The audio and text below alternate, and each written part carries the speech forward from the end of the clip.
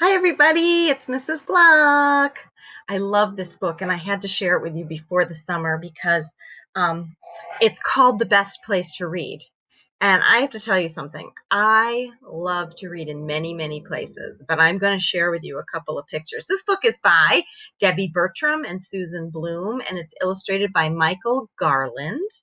And I'm going to escape from this picture. Let's see if I can do it. And go to, where is it? I wanted to show you a couple of pictures. They're so funny. Let's see, where are you?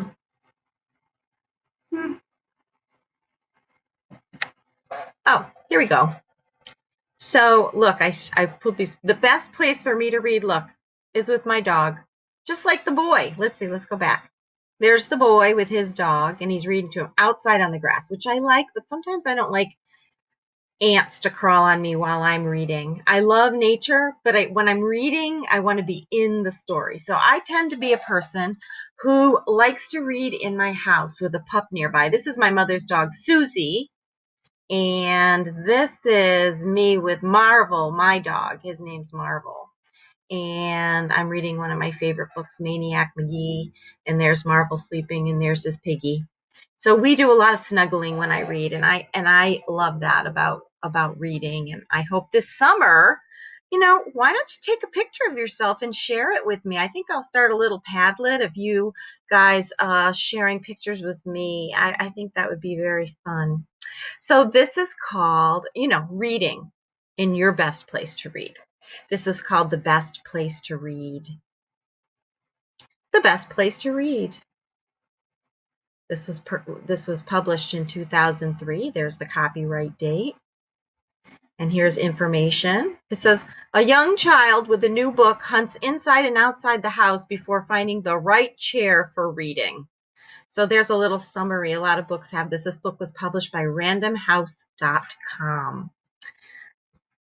It's dedicated to Arnie and Jordan, our husbands, our cheerleaders, and best friends. With love, Debbie and Susan. And to my Aunt Helen, from Michael Garland. Look, this book has like all the parts: a cover, a title page, copyright, dedication, first page, about the authors and illustrators. We've got some great table of contents there. Here we go. A new book for me. I can't wait to read. I run to my own little chair. That reminds me of the Three Bears, right? There we go. Oh, that chair looks a little small. I don't know. I like a little bit bigger chair. I'm growing too tall, and the seat is too small, so I am not comfortable there. Into the den. That's a good place to read. I love Grammy's soft, cozy chair. Look, the dog's on it. But so does old Rover. I tell him, move over, but he won't make room for me there. He looks kind of grumpy. I'd let him be too. Daddy's chair must be magic. The seat can move back, up and down in this big leather chair. A cool, windy feeling. The fan on the ceiling is spinning and blasting cold air. I do like a fan too. I have a fan in my room. I love my fan. Snack time. I'm hungry. I'll read in the kitchen. Baby's booster is next to my chair. So booster chair helps the baby be a little higher. The table's so sticky. My hands get all icky. Yuck! Why would I want to read there? Yeah, it's really important to keep books away from sticky babies, sticky tables. Grandpa looks comfy whenever he reads in his lumpy and bumpy old chair. Grandpa looks peaceful. Look at the upholstery. It looks like golfing upholstery on that chair. My book drops to my feet when springs poke through the seat. Broing! I bounce up so high in the air. Yeah, sometimes if you're sitting on an old piece of furniture and you go to sit on it, you have to be a little bit gentle. I have a daughter, Rosie, who's never been gentle with my furniture. Upstairs. I'll read in my big brother's room. I flop on his round beanbag chair. Surprise! I yell, eek, as the chair springs a leak. There are beans and more beans everywhere. And those beans aren't really beans. They're like those little styrofoam balls, and they get electrically charged, so they can stick to you all over your clothes. So those little styrofoam balls are kind of messy. That doesn't look so comfortable. Her Highness, the Princess, that's my big sis. A gold seat, like a throne, is her chair. I kind of like that. I'd sit there. But her stereo's singing, her telephone's ringing, too loud. Who could ever read there? So back down the stairs. Oh, where can I read?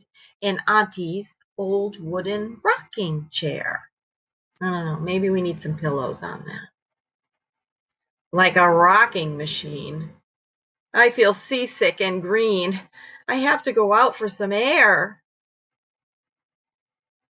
The backyard is great. I can read on the grass. I'll sit on a patio chair. Like his sunglasses. Oh no, it's the sprinklers. Oh no, splashing me head to toe. So now it's too wet to read there. I dry myself off. I give up. I can't read. I've tried to sit down everywhere. With no reading done. I'm still on page 1. I can't find a comfortable chair. Mommy, oh Mommy, may I sit on your lap? I love it so much when we share. This bird is called Silly Bird. Soft feathers, I think. The best place to be. Just my book, Mom and me. At last. In a comfortable chair. Debbie Bertram and Susan Bloom have been a writing team for over 3 years. Before turning to writing children's books full-time, Susan was an elementary school teacher and Debbie worked in television production. They met when Debbie's daughter was a student in Susan's class, and they have been friends ever since.